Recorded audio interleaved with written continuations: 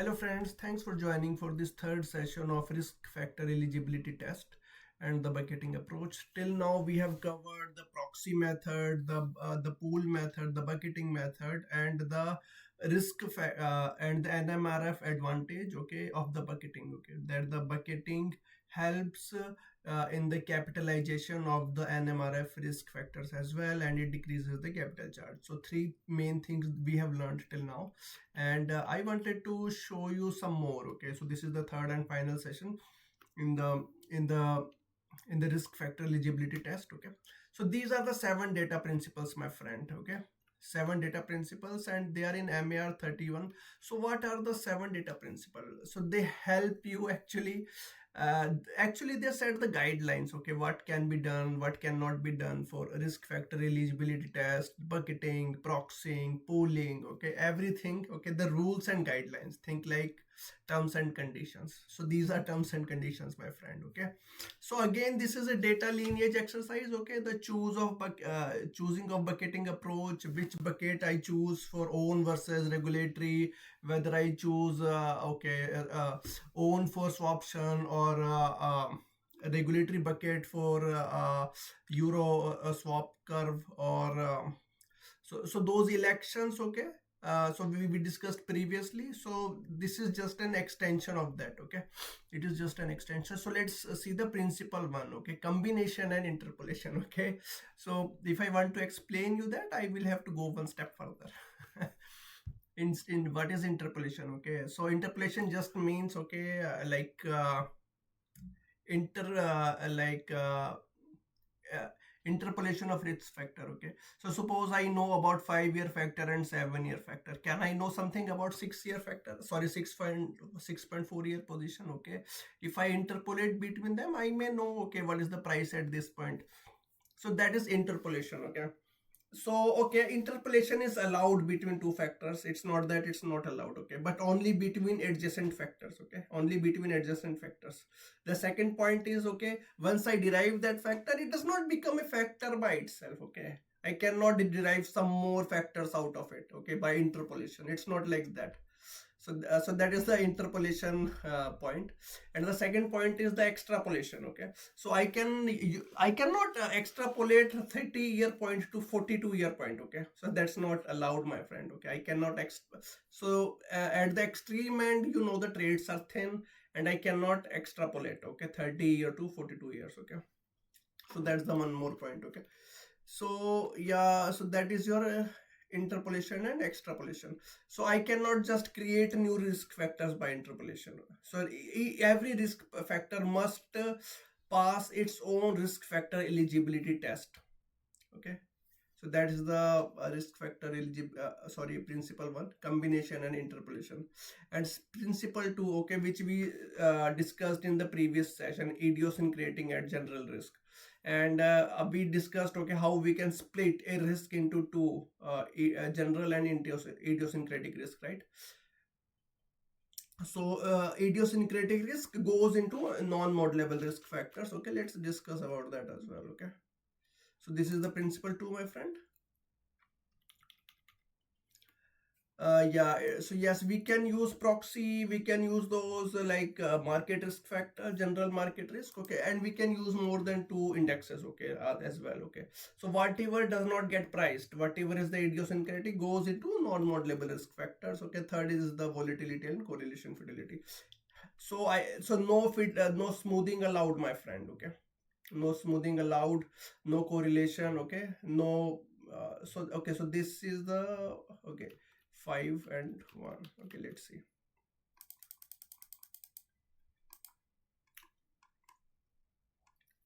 So why do we need real prices? It comes from there. Okay, so because if we create our own prices, okay, then it will be smooth, and there's lots of correlation, hedging, netting. Okay, so to avoid that, okay, so this is a rule. So yeah, okay, and so we discussed this 50. Okay, and we discussed volatility and correlation rule, fidelity. And now the 4, reflectiveness of real prices. Okay, I told you, right, we need real prices. I also told you that we need real prices because of reconciliation exercise. Okay, so whatever prices we use in the risk theoretical PNL and the expected shortfall, okay, they should be reflective of real prices, right? So there is a recon exercise which is done. Okay, it is the policing exercise as well. uh, yeah, so it is very important. Okay, so this is a reconciliation exercise of the pricing. Think like this: what prices I have, what are my real prices, and I compare them to my the actual prices that we use in the modeling, so they should match. Simple as that. I want to use real prices, or the prices which reflect real exit prices, and update frequency. Okay, and so bank actually checks the prices, okay, that proxies and the regression exercise. Okay, it is done monthly. Okay, it is done monthly. Okay, but this test itself, okay, risk factor eligibility test is done quarterly. Okay, and okay, it can also be done weekly, but and we usually try to use a long series like 2 years of weekly points, 2 years of weekly prices. Then we do regression with the proxy, sorry, any index or the reference point, reference name. We saw these examples earlier, right? So it is that regulation. So beta re-estimation flags. Okay, so beta has to be recent. It's not like I'm calculating beta today and I'm using the same beta, or because it reflects correlation, right? It is a measure, also a measure of correlation, how the different points move together, how reflective uh, is my, okay, real name, real risk factor to the proxy. Okay, and it also used in the PNL series, if you remember, beta into that sensitivity into the actual risk factor move, right? So it is also applicable into the PNL series, so that's why beta is important. And the stress period data, so yes, it is applicable for the stress window. So if you remember that, if I don't have a risk factor in the stress window, if it was not available in the previous bank applicable risk window, for example 2007 was a financial crisis, and many of the risk factors which are in the bank today, they were not available at that time. Simple as that. So they were not available at that time. So for that sense, if I don't want to include those risk factors, then in that sense, I have to so my trading book has to pass one test. It's called 75% reduced set test. Simple as that. So my stress test window, it should explain at least the 75% variation of my current period stress test. Okay, current period. So it is that thing. And the proxies, my friend. So proxies means it is the same thing. Yeah, so the proxy should be relevant. I cannot pick a proxy from a different industry. Okay, different region, different type. If I need a high yield proxy, then I will pick high yield proxy, not a investment grade. If I use electronics proxy or industrial machinery proxy, I will pick the proxy of that type, not like software industry proxy. Okay, it's that thing. So they have to be met. Okay, otherwise the risk factor will fail this RFET, and it will go into NMRF. Okay, which is a nightmare, right? Which we don't want. So these 7 data principles have to be passed for each risk factor, my friend. Okay, each risk factor, otherwise it goes into NMRF. And yeah, so this is some more thing. Okay, interpolation principle, so which I told you. So I cannot invent new factors. Simple as that. And the 42-year exposure cannot be derived from 30-year point. Okay, 42-year point does not derive from 30-year point. So there is such a difference. And yeah, so yeah, so that's the point. And the stress window that I explained you, right? And yeah, P7. So risk theoretical PNL and the proxy, they should align. Okay, so that actually I have provided it to you, and this was the other thing. Yeah. Yeah, and this is the risk calculator. So yes, if you print your prices for all the risk factors, then it will calculate prices. Sorry, it will check whether the risk factor eligible for RFET or not. Okay, so this is the calculator, my friend. You just paste all your prices here. It's just observation. It came on that day. This is the instrument. Okay, euro interest rate swap 5-year.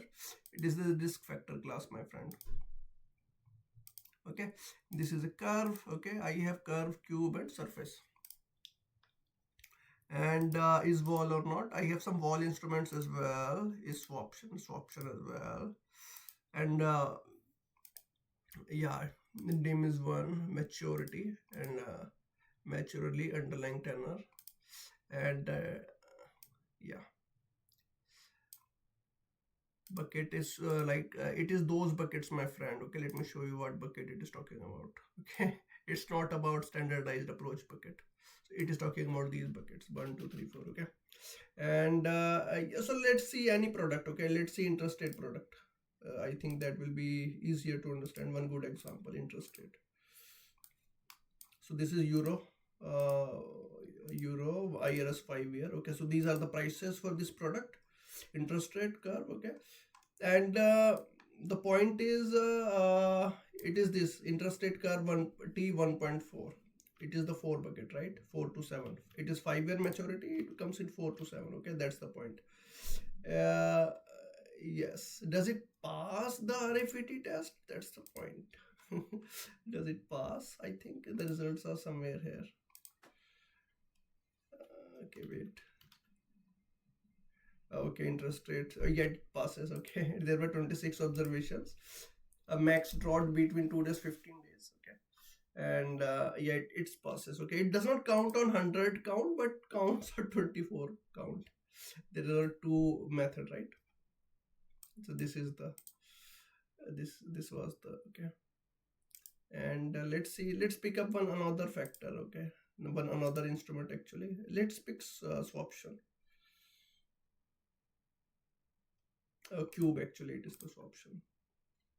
So it is again 5-year. I think 5-year is the okay, yeah, it is a 10-year 2-year. I think after 2 year the option match expires. The option in the swaption expired, and it is a 10-year swap. Okay, so it is BCD, right? B. So dim one is 10 year. Okay, so sorry, the swap actually expires in 10 years. Okay, so this is the B. Okay, and dimension is 4, and C is actually option expiry. Sorry, C is option expiry here. Okay, my mistake. C is the option expiry. C, whenever there is optionality. Okay, C is the option expiry, and B is, I think, the tenor. Okay, so yeah, so and yeah, and so this is a 10-year swap, and B, C, D. Okay, does it pass that RFET test, this cube?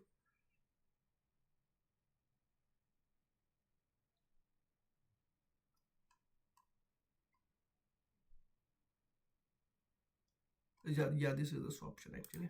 It fails. It fails because, okay, there's a 50 days without any price. Okay, 50 days without any price, and yeah, there were only 8 prices. Okay, 8 prices available in last 8. Okay, it is less than 24.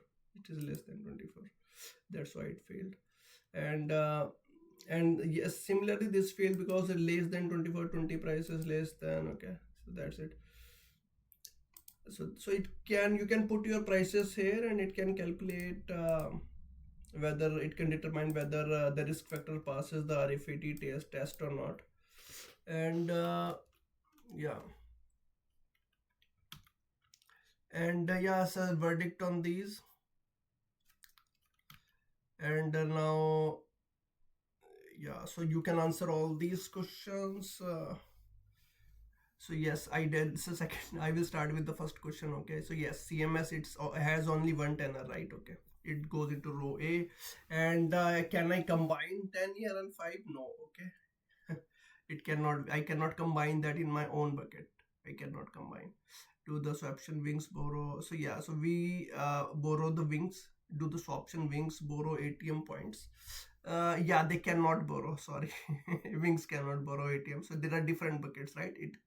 So wings come in D4 bucket, and I think the ATM comes in ATM prints come in, I think D2 or D3. Can I mix on and regulatory? Yes, across buckets, yes, you can mix them. Okay, and you have to actually provide that election to the regulator. Okay, for this object I chose regulatory for bucket. For this object I'm choosing, but we have to be consistent. Hmm? Consistency is required. Okay, so yes, this delta was different, I told you, right? They provide hedge ratio delta. We have, for regulatory bucketing, we need probability of this option ending into money, ND2. We need ND2. Okay, and interpolate. Okay, yes, you can do interpolate, but it does not provide you modellability. Okay, the new point has to pass its own RFET test. Can I discard prices after passing? No, I cannot. So they are used in reconciliation. Okay, reconciliation exercise. And if the regulator asks for prices, okay, I need to provide the prices. Okay, it is the policy. So yes, with the real prices you earn capital, the credit. Okay, I mean, I can use this price, this risk factor in expected shortfall. Simple as that. Otherwise you cannot use that risk factor in expected shortfall, and it goes into NMRF, where there is no diversification benefit. Okay, more capital. Sure. Thank you. Have a great day. Thanks for watching my video.